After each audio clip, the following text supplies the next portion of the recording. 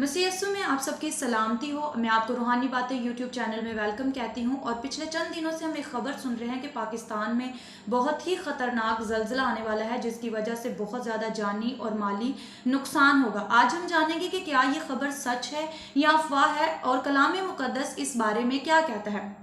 जब मत्ती की अंजील उसके 24 बाब और उसकी 7 आयत में लिखा है, क्योंकि कौम पर कौम और सल्तनत पर सल्तनत चढ़ाई करेगी और जगह जगह काल पड़ेंगे और बुनचाल आएंगे, लेकिन ये सब बातें मुसीबतों का शुरू ही होंगी। खुदाम के जिंदा पाक कलाम के पढ़े और सुने जाने पर खुदाम की खास बरकत हो। कलाम मुक़द्दस इसके बारे में नबूवत करता है कि जब आखिरी वक्त होने वाला होगा तो ये सब मुसीबतें जो हैं ये शुरू होंगी। इसकी खबरें आएंगी, इसकी अफवाहें आएंगी कि जगह जगह काल पड़ेंगे, जगह जगह बुनचाल यानी कि जगह जगह पर जलजले आएंगे। फ्रांस हुगर जो है वो एक जियोलॉजिस्ट हैं, साइंटिस्ट हैं, जिनका ये कहना है कि पाकिस्तान की जो ज़मीन है उसमें जब ज़मीन की प्लेटें आपस में टकराएंगी तो इससे एक लर्जिश पैदा होगी और उससे बहुत ख़तरनाक ज़लज़ला आएगा और बहुत ज़्यादा जानी और माली नुकसान होगा, जो कि 6 इशारिया तक हो सकता है।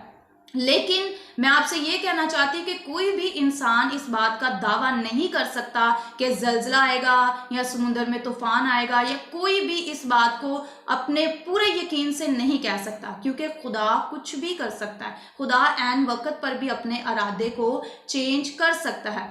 इसीलिए हमने गौर करना है कि जब हम ऐसी कोई खबर सुनते हैं या ऐसी कोई बात हमें बताई जाती है तो हमने क्या करना है। उनका ये काम है, उनकी ये नॉलेज है ज़ूलॉजिस्ट की, साइंटिस्ट की, कि वो लोगों को अलर्ट जारी करते हैं ताकि वो अपनी सेफ्टी के लिए कुछ करें। पिछले चंद दिनों में एक हमने खबर सुनी थी जिसमें बताया गया था कि जो कराची का समुंदर है उसमें बहुत ज़्यादा ख़तरनाक तूफ़ान आने वाला है, जिसकी वजह से उसके इर्द गिर्द के जितने भी सोसाइटीज़ थी उनको खाली करवाया गया था ताकि वो लोग बच जाएं, उनका कोई नुकसान ना हो। लेकिन जब मैंने इस खबर को सुना तो मैंने भी दुआ की। मैं उम्मीद करती हूँ, यकीन रखती हूँ कि बहुत से लोगों ने दुआ की जब इस खबर को सुना और खुदा ने अपने इरादे को चेंज किया और वो जो तूफ़ान समुंदर में आने वाला था उसने अपना रास्ता चेंज कर लिया।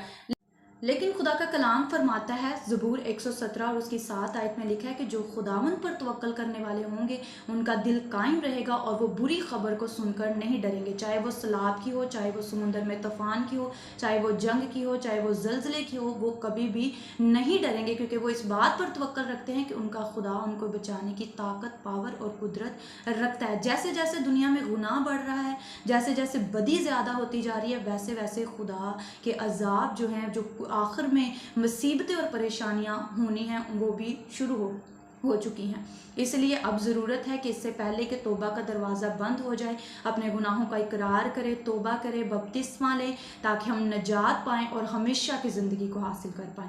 इसलिए हमें बुरी खबरों से डरना नहीं, हमें परेशान नहीं होना, बल्कि ज़्यादा से ज़्यादा खुदा के हुज़ूर झुकना है ताकि खुदा अपने इरादे को बदले और अपने लोगों को जो उस पर तवक्कल करते हैं उनको बचा ले। खुदावंद आज के कलाम के वसीला से आपको बरकत दे और अपने हुज़ूर में बढ़ने का और अपने कलाम में बढ़ने का मौका दे।